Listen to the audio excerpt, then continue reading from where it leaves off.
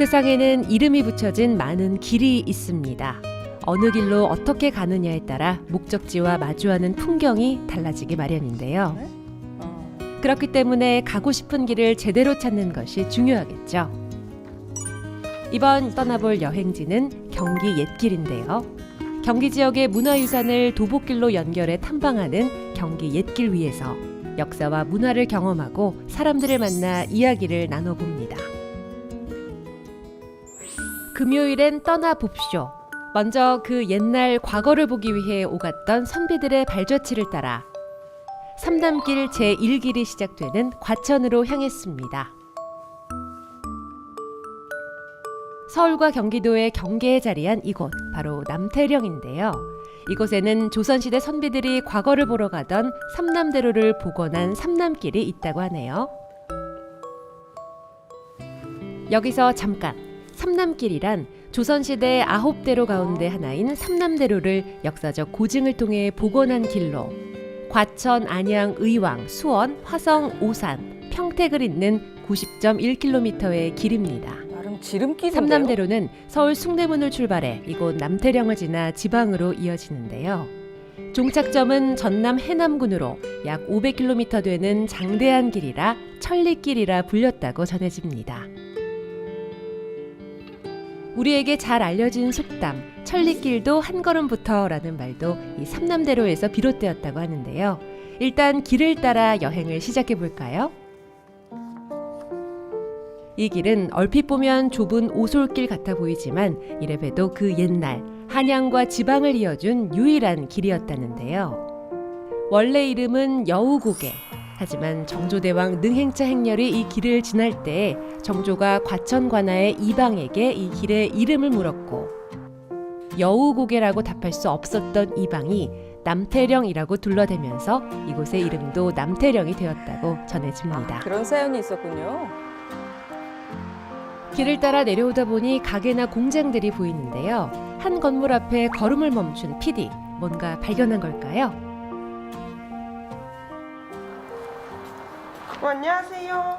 네, 안녕하세요. 지나가다가 막걸리가 보여가지고 여기 뭐 하는 곳이에요? 여기요? 예, 막걸리 빚는 양조장입니다. 막걸리를 직접 빚으시는 네, 거예요? 맞아요. 볼 수 있어요 그러면? 그럼요. 여기 동네 양조장이기 때문에 제가 안내해 드릴 수 있습니다. 따라오세요. 막걸리를 보고 들어간 PD. 내친 김에 양조장 안으로 들어가 보는데요.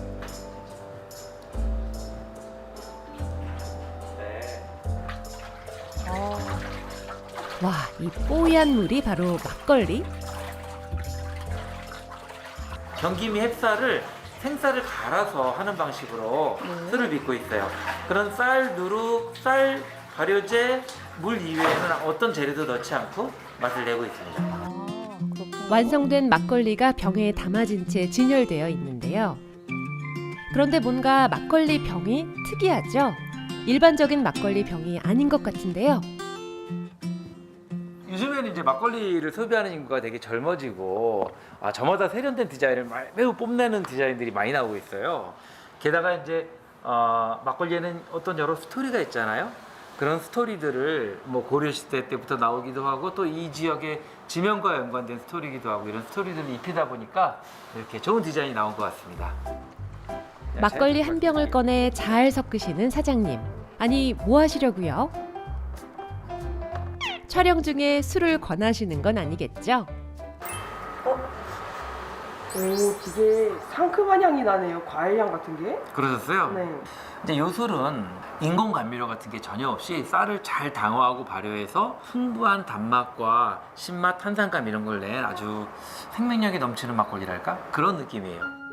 그렇다면 사장님은 삼남길을 알고 계실까요? 옛날에 임금님들이 행차를 할 때든지 선비들이 과거 시험을 보러 갈 때든지 뭐 저희 아버지 할아버지 세대가 6.25 때 피난 가던 길도 다 이 길이었어요. 그러다 보니까 여기 또 산적이 많고 그래서 주막거리가 발달을 했었고요. 과천의 마지막 양조장도 요 근처에 있었거든요. 그래서 어떻게 보면 우리나라 역사에서 가장 중요한 한양과 지방을 잇는 통로다 이렇게 말씀드릴 수 있을 것 같습니다.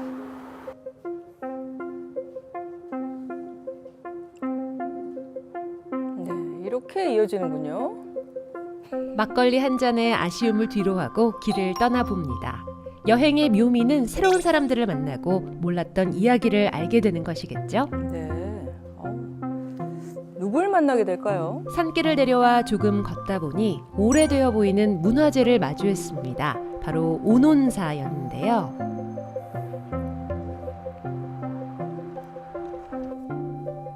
온온사 입구에는 커다란 나무가 사람들을 맞이하고 있었습니다.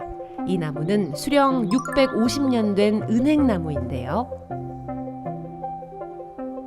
높이 25m, 둘레 7.5m로 성인 5명이 팔을 벌려 잡아야 할 정도로 거대한 모습을 자랑하고 있었습니다.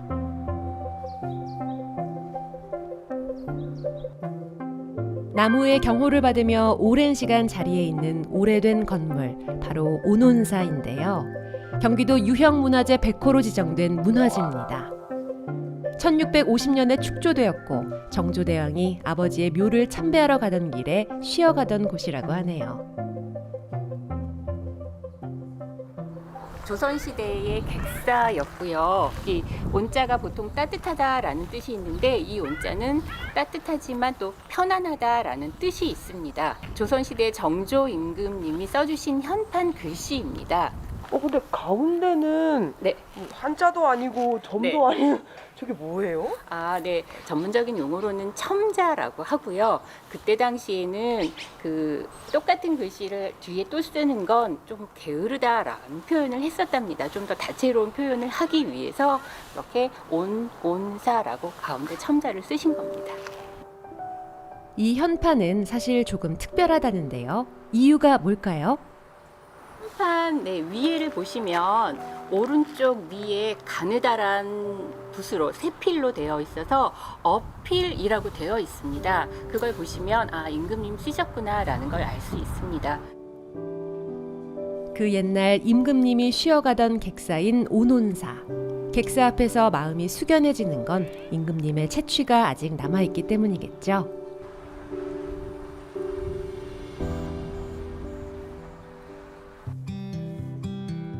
온온사를 나와 길을 걷다 보면 대한민국 100대 명산으로 꼽히고 있는 관악산을 만나게 됩니다. 경기도 5대 악산이지만 서울에서 접근성이 좋고 등산로가 가파르지 않아 주말이면 초보 등산객들로 늘 붐빈다는데요. 시원한 물소리가 가슴까지 뻥 뚫리게 해주네요. 청량한 소리를 따라가니 널찍한 계곡이 자리하고 있었습니다. 사실 이곳은 여름이면 과천 시민들이 더위를 달래기 위해 찾는 피서지로 변신한다는데요. 튜브를 가지고 나와 물놀이를 하는 어린이들을 어렵지 않게 만나볼 수 있다고 하네요.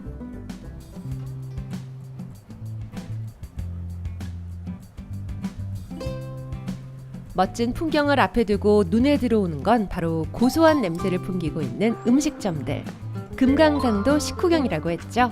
노릇하게 구워진 해물파전과 묵사발을 주문하고 배를 채워봅니다.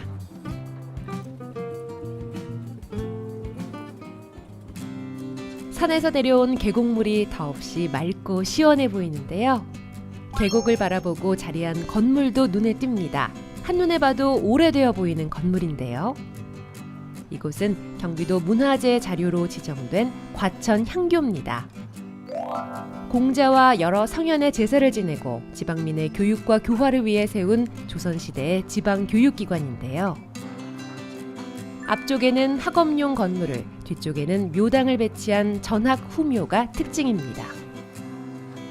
홍살문과 외산문을 지나자 교육공간인 명륜당이 있고 그 뒤에 있는 내산문에 들어서자 제사공간인 대성전이 자리에 있었습니다.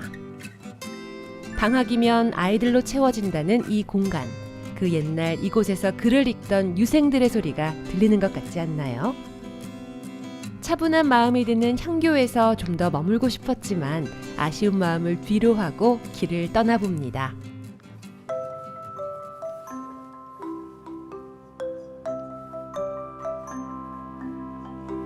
향교에서 나와 관악산 둘레로 나 있는 길을 조금 더 걷습니다.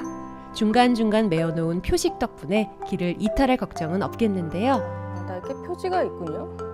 조금 더 걷다 보니 한 마을에 도착했습니다. 이름이 조금 특이한데요. 이름에 걸맞게 이곳에는 조금 특별한 우물이 있다고 합니다.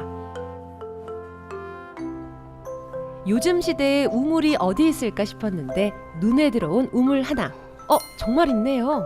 그 옛날에는 평범한 우물이었지만 지금은 이름 있는 우물이라는 가자 우물. 어떤 사연이 있는 걸까요? 굉장히 큰데요, 제법. 요 우물이 가자 우물이지만은 먼저 애적 우물의 이름은 찬우물입니다. 왜 찬우물이라 그러면은 아주 물맛이 좋고 그리고 물맛이 차서 찬우물이라고 이름을 지어줬고요. 그래서 이 우물에 있는 동네 이름이 찬우물 우물이라고도 불려지게 됐습니다. 때는 조선시대 정조대왕이 능행차를 하던 어느 날 몹시 목이 말라 물을 가져오라 명하였는데 한 신하가 이곳의 물을 떠다 바쳤다고 합니다. 그런데 물을 마신 정조대왕은 그 물맛이 너무 좋다고 말하며 우물에 당상의 품계를 내렸는데 이후로 이 우물은 가자 우물이라 불리게 되었다고 하네요. 지금은 여기 우물에서 물을 못 먹는 거죠. 안타깝게도요. 원래 이 찬음저 가자 우물은 그 안반 틈새에서 샘물이 솟아서 약수를 이루고 있었는데 근래에 수량이 적다 보니까는 과천시에서 향토 유적으로 지정하고 보존하기 위해 인근에 지하수를 유입해서 정비해서 오늘에 이루고 있습니다. 임금의 사랑을 받은 가자 우물 잘 보존되고 있으니 정조대왕도 흐뭇해하실 것 같네요. 삼남길 제1길인 한양 관문길은 가자 우물에서 인도건 예터까지 이어지며 그 장대한 끝을 맺게 되는데요. 걷다 보면 예기치 못한 멋진 풍경과 마주치기도 하고 몰랐던 이야기들을 접할 수 있으니 이 계절에 가장 어울리는 여행이 아닐까 싶습니다. 수많은 발자취들이 쌓이는 동안 유구한 시간을 묵묵히 보내고 있는 길. 변치 않는 그 길 위에서 우리는 오늘이라는 역사를 한 장 또 쓰고 있습니다.